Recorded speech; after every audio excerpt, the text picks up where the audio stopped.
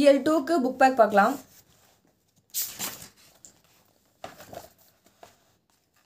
கோடிட்ட இடங்களை நிரப்புக. எண் பணிந்த தென்கமலை இவ்வடியில் தென்னகமலை உணர்த்தும் பொருள் என்ன அப்படின்னு பார்த்தீங்கன்னா திருவாரூர்.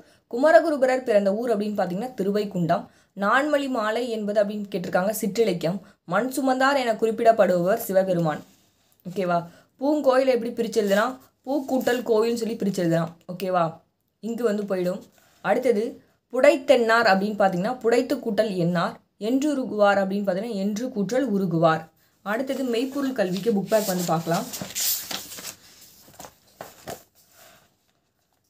தங்க பதுமையாம் தோழர்களோடு இவ்வடியில் பதுமை என்னும் சொல் உணர்த்துவது அப்படின்னு பார்த்தீங்கன்னா உருவம். தமிழகத்தின் மோட்ஸ்வெத் என புகழப்படுபவர் வாணிதாசன்.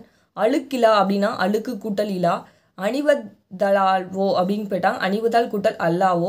அடுத்தது செவ்விதழ் அப்படின்னா செம்மை கூட்டல் இதழ். அறிவுண்டாம் அப்படின்னா அறிவு கூட்டல் உண்டாம். உடற்குண்டாம் உடல் கூட்டல் உண்டாம். விலை இல்லா விலை கூட்டல் இல்லை. அடுத்தது தூங்கா நகரம் பார்க்கலாம். தென்னிந்தியாவின் ஏதெனஸ் என அழைக்கப்படுவது மதுரை. மதுரை என்னும் சொல்லுக்கான பொருள் அப்படின்னு பார்த்தீங்கன்னா இனிமை. பாண்டிய நாடு எதற்கு பெயர் பெற்றது? முத்து. மீனாட்சியம்மன் பிள்ளை தமிழை இயற்றியவர் குமரகுருபரர். 4ஆம் தமிழ்ச்சங்கத்தை தோற்றுவித்தவர் பாண்டித்துரையார். இலக்கணம் பாருங்க. மதுரை என்பது இடப்பெயர். பூங்கொடி பூ பறிக்கலா இத்தொடரில் பூ அப்படின்னு பார்த்தீங்கன்னா சினைப்பெயர். சதுரம் அப்படின்னு பார்த்தீங்கன்னா குணப்பெயர். சதுரம்னா என்ன? குணப்பெயர்.